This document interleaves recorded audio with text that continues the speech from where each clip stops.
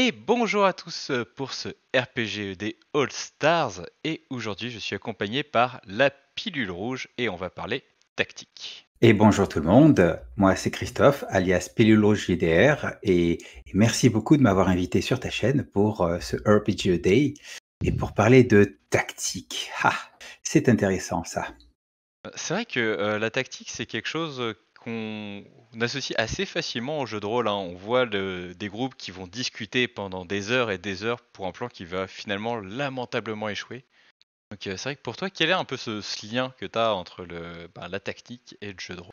Ben, quand on se base un petit peu sur l'historique du jeu de rôle, à la base, bon, on est tous d'accord pour dire que c'est issu du monde du wargame, où effectivement la stratégie et la tactique sont intéressantes. À la base, le wargame, c'est plus de la stratégie. Et lorsque le jeu de rôle est devenu, enfin, lorsque le wargame est devenu un jeu d'escarmouche et avec une personnification des personnages justement, et pour arriver petit à petit à ce que nous avons, c'était toujours de la tactique derrière.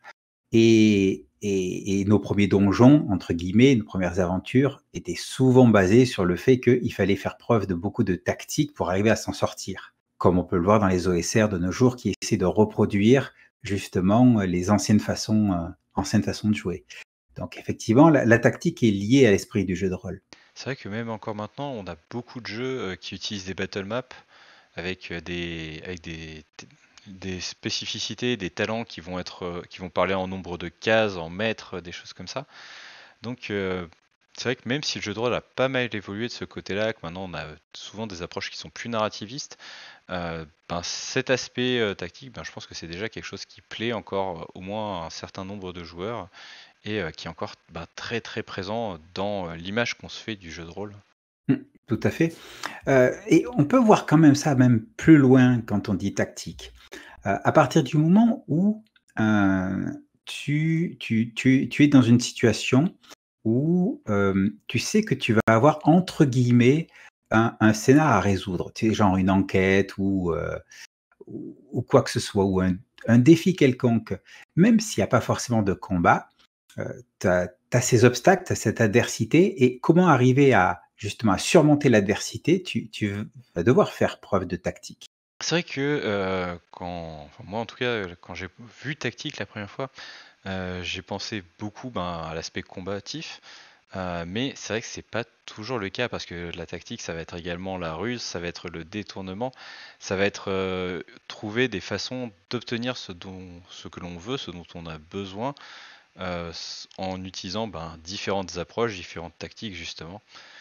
Donc la ruse, le charme, le charisme, le détournement, la violence régulièrement, hein, parce que bon, on est des joueurs de jeux de rôle quand même. Mais ouais, c'est vrai que c'est presque indissociable de la pratique du jeu de rôle, de devoir établir des plans, réfléchir qu'est-ce qu'on va faire pour réussir à obtenir ce dont on a si désespérément besoin pour progresser, pour avancer dans notre quête personnelle. Mmh mh. Et d'ailleurs, tu mentionnais des jeux un petit peu plus narratifs. Moi, ça me fait penser aux jeux propulsés par l'Apocalypse qui, ont parfois une approche assez, un petit peu plus abstraite de certains éléments de jeu, et qui peuvent effectivement traiter la tactique d'une manière différente. Je pense par exemple à The Sprawl, qui est un jeu propulsé par l'Apocalypse de type cyberpunk.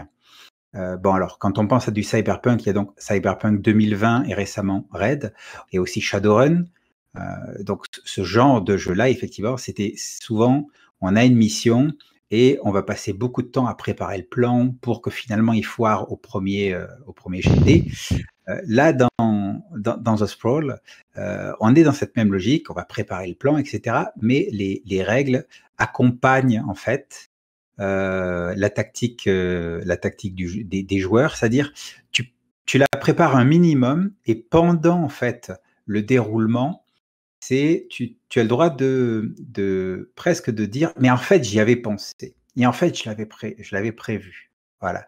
Et c'est une autre façon de voir la tactique, plus cinématographique que je dirais pragmatique et préparée. Même, du coup, il y a tous les jeux Forged in the Dark, donc Band of Blade, Hmm. Blade in the Dark, etc., qui utilisent quasiment entièrement cette mécanique de tout se base autour de faire un plan et de voir comment ce plan va se dérouler. Et justement, on a un peu ce droit de flashback de dire bon il se passe ça, mais tout était prévu plusieurs heures avant, j'avais fait ça, et c'est une mécanique de jeu qui est bien sûr ancrée. Donc c'est vrai que c'est une approche totalement différente de la tactique telle qu'on la connaît habituellement. Parce qu'en fait, on va jouer comme si on avait un plan depuis le début, alors qu'en fait, on le découvre au fur et à mesure de la partie. Tout à fait. Et donc, bon, maintenant qu'on a fait un petit peu le tour de la façon dont la tactique est abordée dans les jeux, moi je te pose la question, est-ce que tu aimes justement le jeu tactique, la battle map, le placement, les cases et ce genre de choses? Alors j'avoue que personnellement, je suis plus du côté très très narratif, je fais lancer excessivement peu de dés, donc c'est vrai que je ne suis pas un grand battle mapper, même si le terme n'existe pas. Euh, Par contre, qu'est-ce que j'aime faire des plans alambiqués sur des échelles et des échelles, alors que au final ça va tenir sur presque rien. S'il y a un truc qui foire, tout s'effondre. Mais ça, c'est vraiment mon petit plaisir coupable de faire des trucs beaucoup trop compliqués, surtout en tant que joueur. Même si il n'y a pas si longtemps que ça, j'ai eu l'occasion de faire un vrai Donjon et Dragon purement old school, entièrement battle map Mhm. avec les figurines, etc. Et il n'y a pas à en dire, ça en jette beaucoup, beaucoup, beaucoup. Et j'ai trouvé l'expérience quand même très plaisante. Moi, Je te retourne la question. mhm. Alors, Est-ce que toi tu aimes ça? moi, en fait, je veux dire que ça dépend du jeu. En gros, si tu me proposes de faire du Donjons et Dragons ou de l'OSR, ouais, j'ai envie que tu me mettes un moment une map sur la table et qu'on y soit comme ça. Par contre, dans d'autres types de jeux, je trouverais que ça casserait un petit peu le momentum, ça irait pas avec. Mais là, par exemple, je joue en ce moment à Rise of the Frost Maiden, qui est un module Donjons et Dragons. Eh bien, moi, je m'éclate à chaque fois que le meneur de jeu pose la map, entre guillemets, l'affiche à l'écran, parce qu'on le fait via Foundry VTT, et où on commence à faire justement le combat de manière tactique. Moi, ça me plaît. Et il y a quelques mois, j'avais été meneur de jeu, on avait fait une partie du module, je crois que c'est B4, La Cité perdue, donc un vieux module Donjons et Dragons, toujours via Roll20, celui-ci. Et là, c'était constamment de la map, en fait. C'est-à-dire qu'on déplaçait les personnages sur la map, c'était de la pure exploration, du dungeon crawling. Et il y a eu des moments vraiment bien sympas. Alors c'est vrai que maintenant je me rends compte que je suis un tout petit peu hypocrite parce que j'ai quand même beaucoup joué à un OSR qui s'appelle The Mutant of X et pareil je le jouais via Roll20 et je le faisais entièrement Mm. par battle map et voilà, c'était vraiment ce qui m'a plu dans le truc. C'est vrai que j'ai maintenant j'en fais beaucoup moins, voire j'en fais plus, pour la simple raison de faire des maps c'est long, mais Mhm. mais ça n'empêche pas que c'est quand même très très cool. D'ailleurs, je vous invite à aller voir du côté du Twitter de Skullfungus, donc la personne qui a fait The Mutant of X, qui est lui un spécialiste des cartes de donjons et qui en propose régulièrement, gratuitement sur son Twitter. Donc, eh bien, as-tu quelque chose à ajouter sur la tactique dans le jeu de rôle?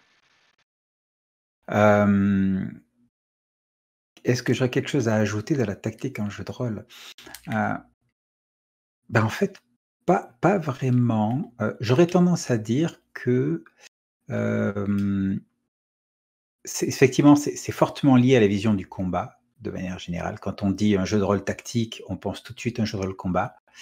Euh, et, euh, et même si j'apprécie ça, effectivement, de temps en temps, c'est pas ma tasse de thé à 100%. Euh, que dire d'autre? Non, je crois que je crois qu'on a rapidement fait le tour de la question.